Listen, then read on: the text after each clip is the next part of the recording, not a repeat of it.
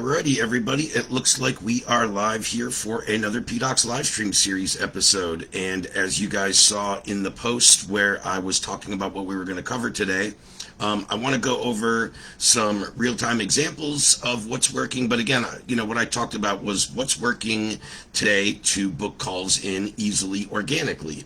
And I want to walk you through not only some examples, but the real process, both the scripts and frameworks, as well as the thought process that goes behind doing this. So if you're watching live here in the group, and I know I've only been going live here for 30 seconds or so, please drop a comment if there's anything you have questions on, anything you want me to cover deeper, or something you want me to save a little time at the end for Q&A and to dive into. So I'll go back and check the comments below periodically, but let's just get diving right into it. So again, another Thursday afternoon, 2 p.m. Eastern, PDOCS live stream series coming at you.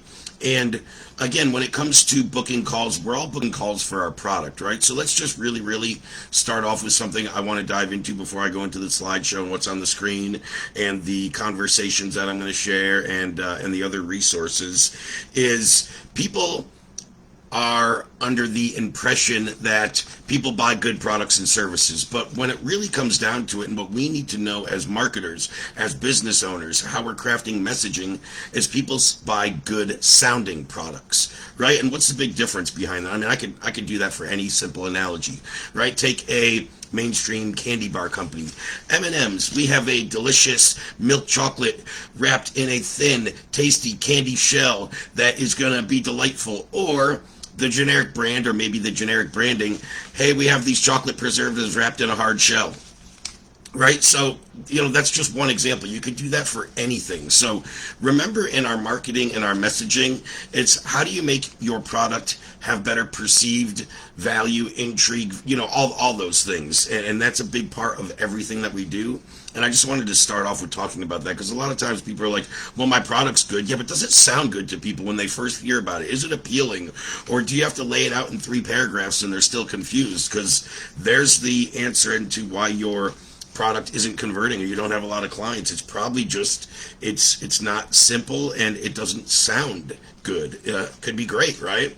So what do we want to cover? And just so I have time to get into everything, and again, leave time for questions or anything you might want me to go over in the comments. Let's start with this little wheel, which is also in the image where I kind of talked about what we were doing today. It's a little different. The image is probably better looking. This was the beta version, but where this starts, and this correlates with numbers 1 through 5 on the screen, right? Identify PDOCS, pains, desires, obstacles, common beliefs, and steroids or attention grabbers. And I'll cover that a little more. Create the transitional messaging, test and validate, optimize, scale. Those are the 5 aspects that go into everything that we do here in, launching offers from scratch and in all our businesses as we grow. This just repeats, and they might have different objectives, or they might be at different levels, but it's still the same process over and over, right? So what are PDOCS? Just because we're going to cover that a little more, and everybody should know, but they are problems, desires, obstacles, common beliefs, and again, I could put / misconceptions, because a lot of time talking about the misconceptions within a marketplace or a product or whatever, or any topic really, is also just as powerful. And steroids or attention grabbers, right? So just a quick little overview there. Sorry, where was I? Okay, PDOCS. What we're trying to do is create a cognitive bias, right? So a cognitive bias is really a systematic error in thinking that occurs when people are processing and interpreting information in the world around them that affects the decisions and judgments that they make. So I read that kind of fast, but slow down, kind of think about that or go back through that, but that should make sense. And tried to lay out that definition as clear and as intentional as possible, right? So PDOCS lead to a cognitive bias, right? And we can always look at these in a couple of ways, usually, right? Problems, it could be emotional, it could be physical problems. Desires, emotional, visual, physical. Obstacles, like what they the why not, right? What's in their way? What's their challenge? Problems, common beliefs. What they already know is a good way, and sometimes talking about what they're already hearing and then saying, hey, that's not, reality. And then steroids or anything, how to get their attention, right? So PDOCS is really the symptom level elements you need to create engagement, and that's where we start. Because we don't have time to go through this whole thing, and the lesson is very, very specific, let me scroll down to where I want to get to next and just get through this stuff as quick as possible. But what we found, and you guys have seen this in other copy, other gurus, other ad campaigns, we probably just don't present it or say it in the same way. But what really is the holy grail of client acquisition is the ability to create your own customers from a market of unaware people, right? And I'll talk about that a little more. But if nothing else, this is the one strategy that'll make it so you never really have an empty pipeline. Again, of course, if you get it right, right? So, very quickly, what we want to do is the ability to take someone from unaware to problem aware. You guys hear that a lot in PDOCS. And again, I'm going to try to get through this so I can cover everything as clear and efficient as possible. So we've all probably seen these triangles by now where people are showing you, I remember one guru that put, millions behind a campaign that's like, hey, these are the people that are ready to buy now, the top 17%, right? And then we have the 44% in the middle, and then we have the 36% at the bottom, right? That just know nothing about you, and these people know nothing about the whole industry, right? Or whatever, however it's laid out. So this is accurate, right? There are a certain amount, 17 to 20% of people that are sophisticated, that are actively looking to solve the problem, and this is who everybody's targeting. Now that's the problem. Again, up as it says up here, where 99.9% of people focus on is these red buyers, right? And there's only so much attention to go around to them. So what if you could find a way to take these blue and yellow buyers that are unaware of a solution or a problem and turn them into those red market? And if you can do that, and then you make a solution, show them that you can deliver a result, and you roll out your offer, that's going to be the unexpected solution for them because they weren't even aware of that problem or that solution before you started talking and messaging with them, right? So just go a little bit more into that. Most aware and actively looking to solve the problem. That's what we would call our perfect client, right? So being able to transition a prospect from unaware to problem aware is really where all the money is. People that are unaware of a solution or a problem are still stuck, and they think that symptom level problems are the issue. And that's where we talked about that's how we can create engagement with those people in the entry level aspect I talk about with PDOCS, right? We engage at the symptom level problem, and then we show them later on when we get into my next exercise how we get to the root level problem, and then we can inject our knowledge gap and our unexpected solution. So to do so, I'm going to skip way ahead in the slideshow down to about 187 if my memory serves me. Yep, yeah, that's right about where I want to be. And then this is a process that we're going to kind of go into next, guys. Again, I don't have the time to go through the whole slide presentation, and I laid this out just knowing exactly what you guys would need to have the understanding and leave me time to go through some live examples and conversations as well, right? But combining copywriting with a sales process is ultimately what we're doing, right? Copywriting to create engagement, whether that's an email, the copy in our ads, the copy in our posts, et cetera, et cetera. So using PDOCS and the Success Framework, I didn't have time to cover that today. You guys can ask about that. I'm happy to share that with you to generate content. Using ECO, which I'm going to go into next, to book appointments. Obviously, 3 here, following up with your pipeline and diligence. I'm going to talk a little about that. And then a warm calling to book appointments that would be missed if you probably didn't use this process. And I talked about that in a post last week, actually. Unfortunately, I wanted to share that conversation, and I didn't mean to. I deleted it. It was where somebody was reaching out to me.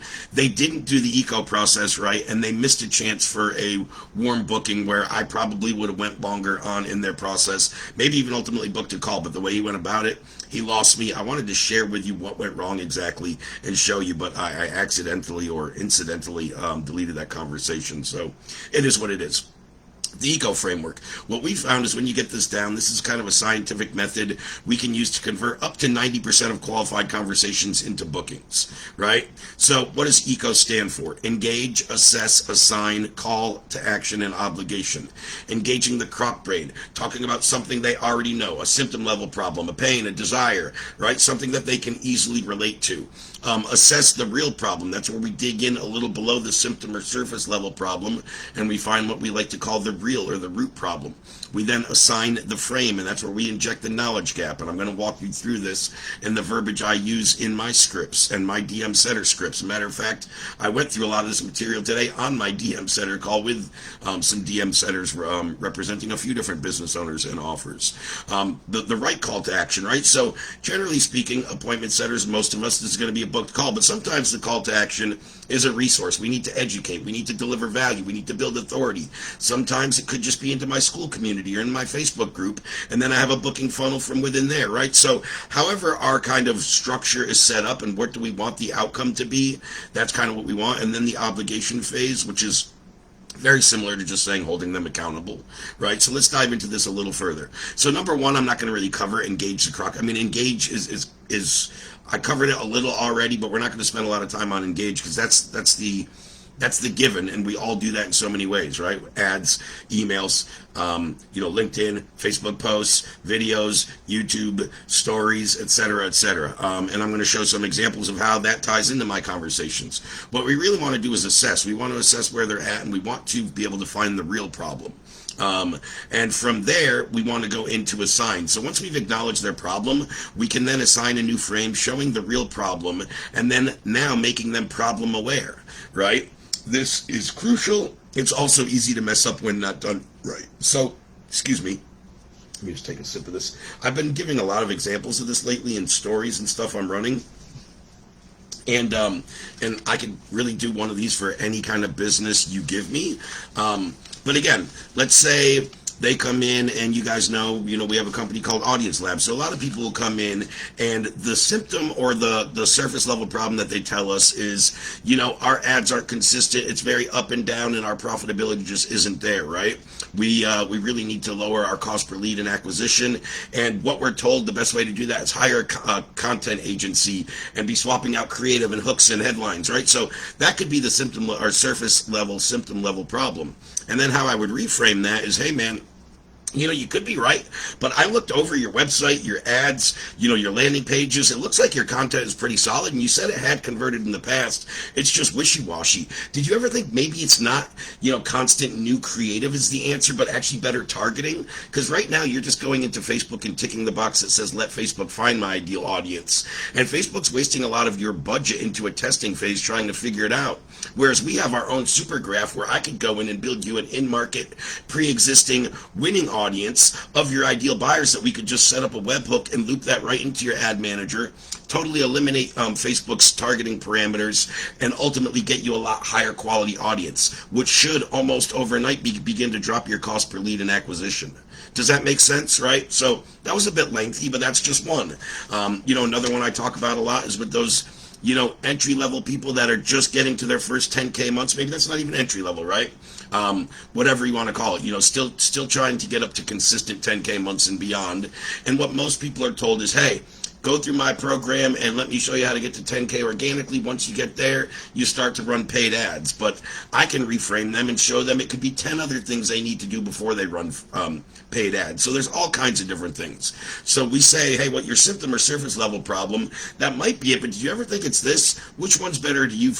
Which one do you think is more important to focus on going forward, right? And we're going to reframe them. So what happens there is there's kind of 4 frame formula there. Number one, we get permission. If you don't have their permission, by first engaging and acknowledging the problem, they just will not listen. Number 2, you must diagnose the real problem and have a negative mechanism which is holding them back, which I just said. They just are looking at the whole wrong thing, creating all new creative and hiring an agency when the problem could be their targeting and their audiences, right? So that's the negative mechanism. Knowledge gap. So that's what we can inject to create intrigue and not just somebody asking questions, right? So what knowledge gap can you use to create intrigue further about your solution, the problem that you're solving, more about the solution and the efficacy of that, but at this point it still could be a little about the problem. And then angst, what's the cost of doing nothing, the cost of inaction? And I don't mean that in like, hey, if you don't click this link now, my strategy session isn't free, or hey, I only have 5 more spots. Like, not that fake, cost of inaction, but actually ask them, hey, if you don't get this problem solved in the next 3 weeks, 3 months, hell, 3 years. What's that going to look like in your business, and where are you going to be at? And let them think about it, right? All we're trying to do is offer solutions and recommendations at this point. Number 4, we get into the call to action, which I talked about. Could be a number of different things, but let's just say the main one is and what we're covering here today is booking in a call easy, right? And I'm going to show you some examples of how I've done that recently and how I continue to do that. So a scheduled time to discuss next steps. Provide a micro commitment, which you guys, we're not going through today, but you guys have probably all seen my micro commitment training, and if not, just let me know. Happy to get it over to you. Obligation, right? We provide homework, and then we also do kind of touch points, so they won't ghost you and they actually see value in the call, and we talk about that more. So remember, whether Facebook, LinkedIn, Instagram, Reddit, whatever, eco definitely applies. You may engage in a slightly different way on different platforms, but the fundamentals don't change, and that's what I really want to cover here. So yeah, we don't have to go much further into that. I'm going to cover one more thing, and then I'm going to go see if there's anyone watching live and anyone has any questions, and then I'm going to go into my live examples that I want to cover. So I'll bring up some live examples here in Messenger in a minute, but just to go more into that framework and show you some of the actual verbiage and the terminology that we use in those scripts, and how what I just went through in those slides would apply in reality in conversations. So again, you're going to see on my screen eco, engage, assess, assign, call to action, obligation. Now, any of my private students or anybody that's seen a training on my PDOCS motherboard, you'll see when I zoom out, right, this motherboard has all kinds of awesome resources. All this different stuff is different lessons, but right here where I'm kind of hovering that mouse right now and that hand on the screen, that's what I'm going to cover here momentarily, and that's about 1/40th of all the stuff on the screen. So this is super, super in-depth and a super valuable tool for all of our private clients. So again, we start with engagement, posts, comments, ads, whatever, email, stories, reels, videos, yada, yada, yada. Then we assess where they're at and going through a knowledge gap analysis, which again, I have lots of trainings on, and we're not going to spend the whole time going through that here right now. But a knowledge gap analysis, again, very quickly, is just kind of having a different message or a knowledge gap, again, but these are different entry points or messages we would use to engage with our market. And again, each one of these on this map, just so you guys know, the knowledge gaps, they're all these yellow boxes. In this case, there are 9. I say in a good majority of the knowledge gap analysis we've done for private clients, we usually come up with somewhere between 6 and 10. Once you're getting beyond 10 and more than that, you've probably overthought this. But each one of these is for a different person depending on where they're at in their journey, how sophisticated, how established, what problem they're struggling with. We're going to talk to each one of those different. So just a couple quick examples of knowledge gaps is hey, depending on where this guy's at, the knowledge gap could be, hey, what if I could show you how to turn your expertise into a group coaching model on Facebook? For exactly where this guy was at, if I went through the whole exercise, that would make sense. Now let's go down and just look at another one.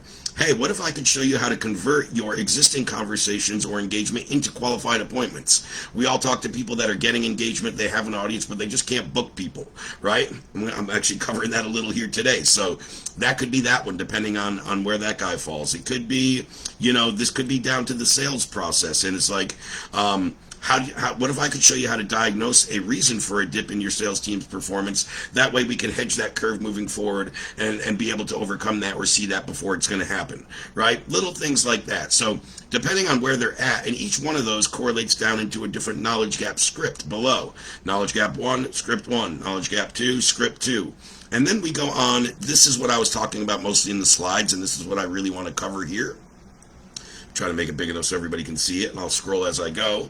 But once we've kind of assessed where they're at, and we're again, hey, they think the problem is, going to need new creative, right, as I talked about.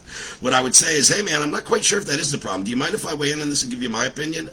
Asking for permission right off the bat, right? No, Ray, I'd love to hear your opinion. So I actually see this quite often, and we work with a lot of brands and advertisers and people running Facebook ads, and it seems to me the reason you're having problems with your profitability in your ads and inconsistency isn't necessarily with the creative and constantly swapping that out and investing more into that, but it's actually with your targeting and your audiences and finding the right buyers, right? So that's what I would say first. Send it. Then I would inject a knowledge gap. And what we normally do here is what we do when we work with our private clients is we go into our database of 280 million users, 1.9 trillion behaviors, and 60 billion URLs, and we build you a three-layered intent-based audience so we only have your ideal buyers, which allows you to drop your cost per lead in acquisition. You see, where most people go wrong is they just keep throwing more money into Facebook ads and ticking the box that says, let Facebook find my ideal audience. Well, Facebook's taking a certain percentage of your budget to try to find your ideal clients rather than us having them from the jump. Does that make sense? So that's the whole process. I'm going to go over another example or two really quick. Right? So again, let's say that this person was, running Facebook ads, they were at those 10K months and they're just to the point where they think they want to start running Facebook ads, and I'm going to reframe them, right? So, hey, I deal with this quite often, and it sounds like me, the reason you kind of want to get to 10K and then jump into paid ads is that's kind of what every guru's telling you, and you feel like you're getting maxed out with organic. But the real problem is you just haven't systemized your organic outreach and built a scalable system. So what I would like to do is really take your offer and pressure test it, the 4 Ps I like to say, how it's packaged, positioned, priced, and the perceived value is shown in the marketplace to make sure you're actually charging what you're worth. So when we go to paid ads, it's going to be much more profitable. You see, what we do when we work with our private clients is we take them through a knowledge gap session to make sure that they have the best messages. We pressure test their offer, and usually we bump up their price and almost double while delivering the same or higher perceived value to the marketplace. That way, when you start running paid ads, they're almost going to be profitable right off the bat. Right, because your metrics are a lot different. Where most people go wrong is they go right at 10K, they start investing into paid ads, and their profit margins are all of a sudden shot because they haven't had proof of all their messaging. They're putting a lot of money into figuring out the creative, and it's just not profitable.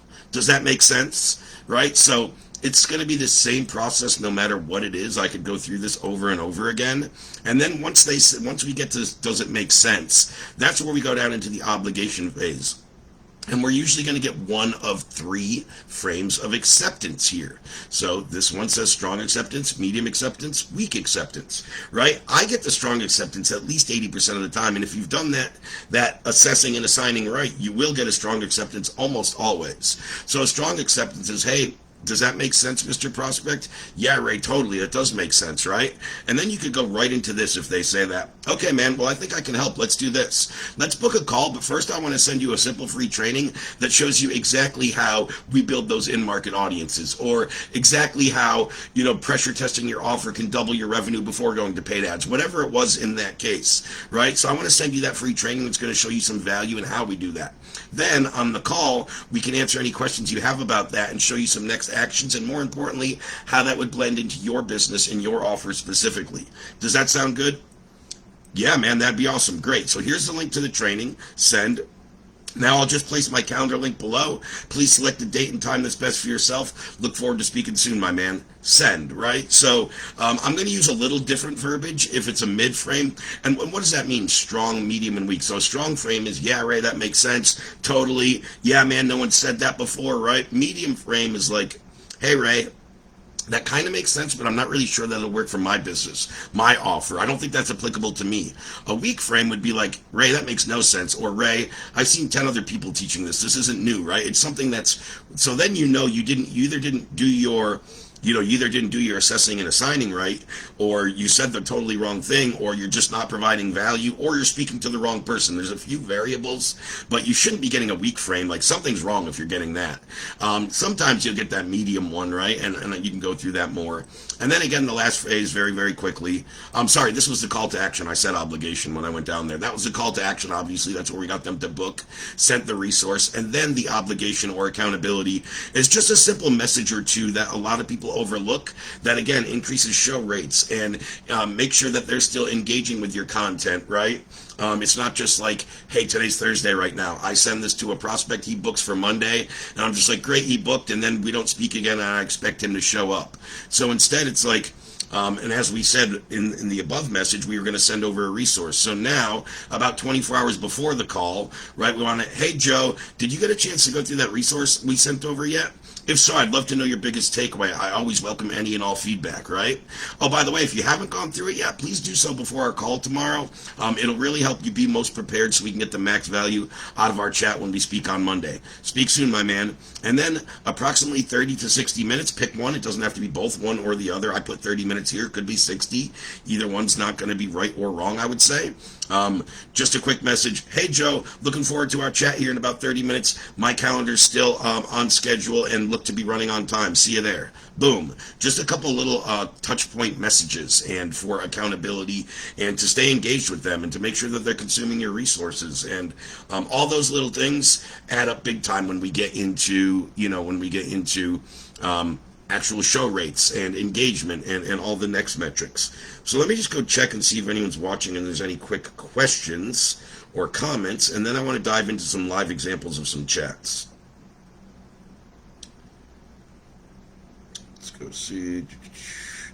I just see one comment. Andy watching. Let's go. 15 viewers. Cool. Guys, yeah, if there's anything wasn't clear, you want me to cover more, let me know. But why don't I go into some live examples of chats and kind of how I'm doing what I said I was doing. So I have a few different examples. Oh, it's funny. One of the guys DM'd me while I was doing this thing with a new message. So that's interesting. And we'll check that out momentarily. But this is one, and I'm going back to where I'm hovering my mouse right here. Last Friday, 5:48 p.m. So I remember I was just like Fridays. I cut out relatively early, generally speaking, guys, and go pick up my daughter from school, and we're out doing stuff, right? But he saw one of my stories, as over here it says story unavailable, because that will only show if it's still for 24 hours. And then he's like, where can I see this, right? Or where can you see this? And he says, right? We're fixing the where can I see this? And that particular story was me going over a document. He's like, that doc, you want it? He's like, yeah, if it's available. I'll be in Dallas also tomorrow if you're there, but if not, holler. So this guy wanted to get together in person. I'm like, I'm in Massachusetts driving at the moment, but the doc you requested in the description of the video is right here. Now, I didn't take this one any further because this guy's an existing client and user, so I didn't really need to book him in, but just showing you that by posting consistent content, it's going to be, I only did this one first. This is probably the least applicable conversation, but it was already up on the screen. Let me bring up a couple other examples. I'm just showing you this is going to be a repetitive thing where in many cases, let's just go and see what he said. That's awesome. When I saw the 3 out of 5 starters were out, I immediately thought of you and your daughter missing out on seeing some of the stars play. So this is another thing I talk about, guys, and I'm going to get into. The ability to build rapport in these conversations, right? From a cold stranger last week to, the guy knowing about my daughter and thinking about us when he saw the starting lineup. Like, that stuff's awesome. How often does that happen when you get in a messaging conversation with somebody maybe 2 or 3 weeks ago? Now, this one's a little long-standing, but and what I was just coming off of that previous conversation that I said wasn't as applicable, but it came from one of my stories. You're going to see a lot of these conversations. In fact, I think all of them but 1 or 2 of the examples I'm going to have a chance to bring up here are all people reaching out to me first, which is ideal, right? I'm talking about booking calls organically. You guys probably all automatically think it's like cold outreach or me reaching out. No, a lot of this just comes from having my profile primed, having the right content on there, adding the right new people, and them just seeing my stories, my content, my profile. A couple of these, this guy specifically added him. He checked out my profile and he reached out. Hey, Raymond, can Audience Lab be used for service businesses? I work for a few service businesses as a closer. I generate leads the old-fashioned way with Facebook ads, though I don't act as an agency, nor do I have an agency. I'd like to know if it's possible for someone from my position to utilize Audience Lab to transform my current partnership with service businesses to generate leads and possibly a sales team. Any chance you could break down why someone in my position cannot use your program or software? I was so excited when I watched the demo video and then heartbroken when I read it strictly for agency owners. So he was a little mistaken there, but that's a great first message. All kinds of buying questions, showing intent. So as I go on to say, it's not strictly for agency owners. I'd say our DaaS packages are primarily geared toward agency owners, although I didn't put it in here. We have large brands and individual companies that get those packages too. That said, our entry-level package is designed more for individuals, personal use, or small brands. Oh, thanks for your response. Could you point me in the right direction to learn more? Sure can. I'm not certain what videos you saw yet, but here's what I'd recommend. Check out these 2 videos specifically. Combined, they'll take up about 15 minutes of your time. So I'm trying to make sure, knowing off what I know off of what he's using this for, I can already identify the best, lead magnet, resource, value, whatever you want to call it, that I can go drop him that's going to actually help him know one way or the other, hey, this is exactly what I thought and I'm intrigued, I want to know more, what's the price? Or B, hey, maybe this isn't quite what I thought. But either way, I want him to have that understanding so neither of us are wasting more of our time. He comes back saying, thanks, Raymond. Then I sent him the link so he could look over the packages, the pricing, and just see all the details, right? Not pushy, not saying go buy, just here, go check it out, man. This is what's included. Hope this helps. And then he starts asking more and more buying questions. We go back and forth for a little while, right? If I were to join, would there be somebody to consult with, and is there support? I answered him. Thanks so much, Raymond. I'm going to go digging deeper, but it sounds like a great system. I just, go on to say, what do you notice with this? This is very casual. This is just like I'm having a conversation with a buddy across the couch, right? Right on, man. Let me know if I can help with anything further. Like, everything's done and positioned right, and I'm speaking to the right person where I can just go have a conversation. If I can help him, great. If not, no problem. We still gonna bond on a couple things, but he goes in and say, like he said, he's basically a closer. But this is where I get some information that can really help me kind of position this. He goes on to tell me if I generate the leads myself and close the sale, I would get the 2x the commission rate. So right now, he's really not doing that. And if he can have the ability to do that, he can basically 2x his commission, right? So I gave him some feedback on that in a voice note, and of course, I noticed his profile image there is of Celtics logo. So I went on to say, for your info, I too am a Celtics fan. Me and my daughter have tickets to a game in less than a couple of weeks. Thanks for your response. Let me see if I'm understanding this correctly. How would I utilize the data? And then he starts talking about my daughters. Love the Celtics. Are you also located in Mass? So now we're building rapport, common ground, right? And he's still asking very, very good questions. I will say, and I might have already said, this conversation is probably getting longer and in more depth, but with Audience Lab or tech and some software products, people have a lot more technical questions. And because I haven't been able to get on a call, or haven't really tried yet, as you guys can see, did I push for a booking? Did I do anything here? No, not really, because I don't really think this guy needs anything more than the information I've provided at this point, and he can kind of make a decision. But he goes on to kind of tell me more and more about it. And I basically tell him, so he goes on to say, what was the main question here? So would it be possible, basically this, would it be possible to generate leads for individual franchises for a fee structure? So to answer your initial question, yes, that's 100% possibility. I agree. Get results and optimize. He talked about, getting good in his one niche before going to the next. I fully agree with him.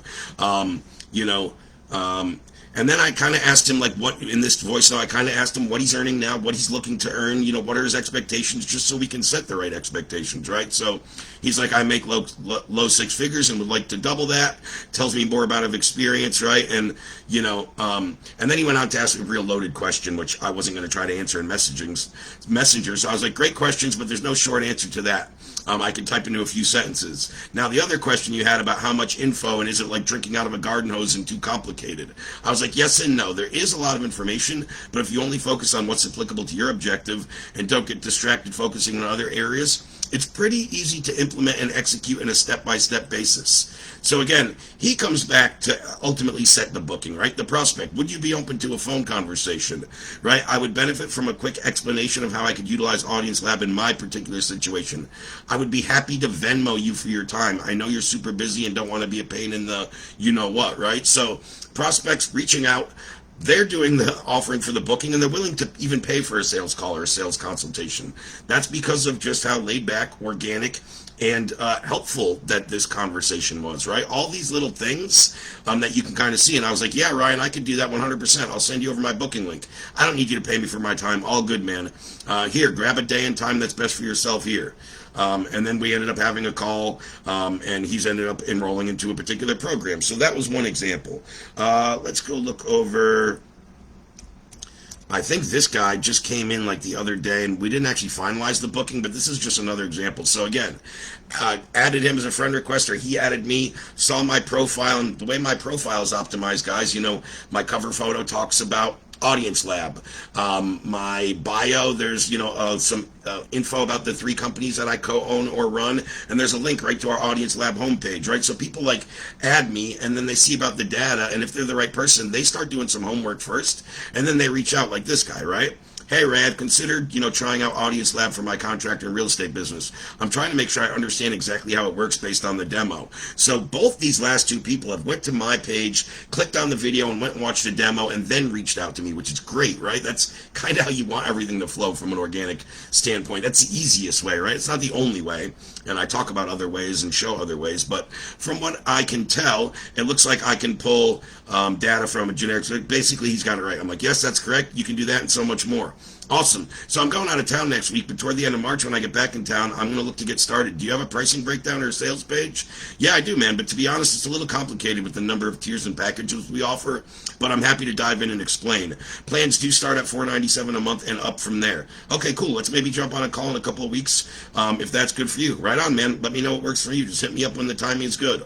Awesome. Will do. Appreciate it. So I already know. I mean, he started on just his second message saying like I'm out of town for the next few weeks. End of March. I'm not going to push anything right now. Let's not move forward, before the, before the timing is right, right? Let's go through a couple more of these. I can just go type in their names, but they're probably not too far down.